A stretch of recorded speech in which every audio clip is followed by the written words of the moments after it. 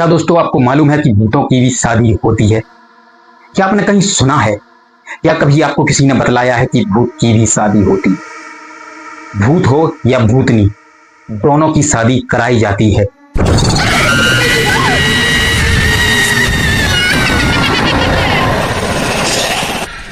नमस्कार दोस्तों, मेरा नाम है विकास पवार और आप देख रहे हैं एबनॉर्मल एनर्जी। इस चैनल के माध्यम से आपको नेगेटिव और पॉजिटिव एनर्जी के बारे में बतलाएंगे।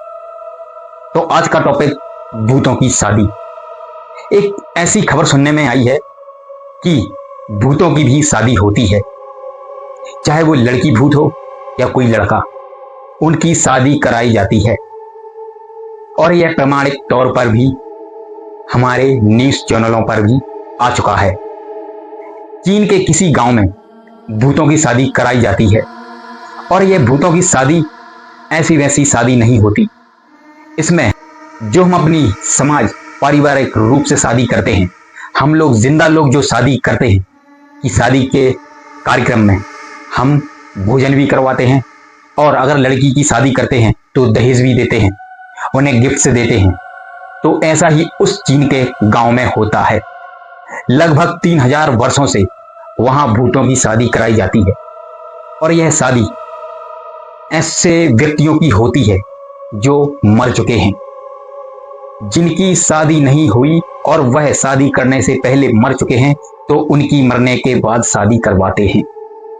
उस गांव के सारे लोग एक किसी पर्व पर इकट्ठे होकर जो लोग बगैर शादी के मर चुके हैं उनकी कब्र खोदकर उनकी हड्डियां निकालते हैं, उनकी हड्डियों से पूजा पाठ करते हैं और उन हड्डियों को उनके शरीर के ढांचे के रूप में जमा दिया जाता है।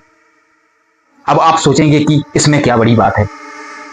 तो दोस्तों, जब वह लोग उन हड्डियों को कब्र से बाहर निकालते हैं और उन्हें स्केलेटन के रूप में, ढांचे के रूप में जमा दिया जाता है, तो वह अपने आप पूरी हड्डियां जुड़ जाती हैं।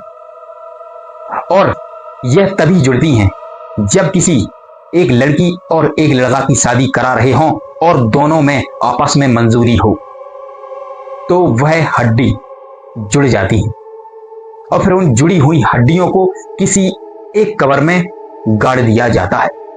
इन हड्डियों को कब्र में गाड़ने से पहले काफी रीति रिवाज अपनाए जाते हैं।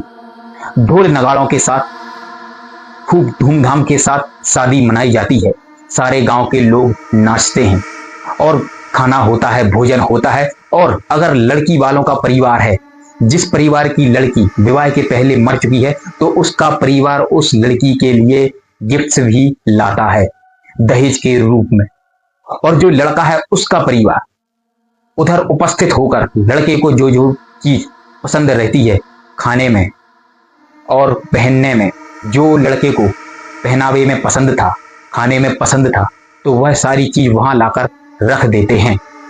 और कुछ देर ठहरने के बाद उनकी जो क्रिया होती है, उस क्रिया के दौरान पूजा पाठ उनके हिसाब से जो होती है, वह करने के बाद जो उन भूत प्रेतों को पसंद होता है, तो वह सारी चीजों में कुछ ना कुछ एक्टिविटी होने लगती है।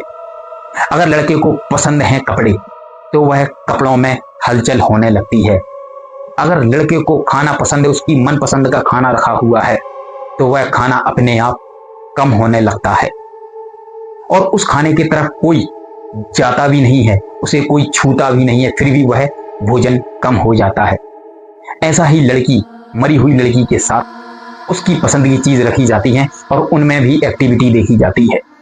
और यह माना जाता है कि अगर लड़का और लड़की दोनों के मन पसंदीदा सामान रखे हुए हैं और उनमें एक्टिविटी हो रही है, तो दोनों को मंजूर है यह शादी।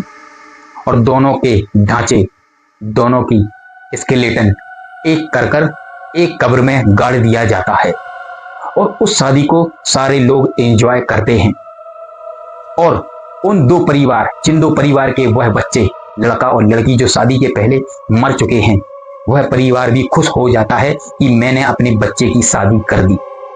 और कभी कभी किसी परिवार में उस प्रेत आत्मा का बुरा साया रहता है या परिवार वालों को नुकसान पहुंचाता है, उन्हें परेशान करता है, तो यह क्रिया अपनाने के बाद उनके घर में कोई भी बुरी घटना, नेगेटिव चीज नहीं रहती।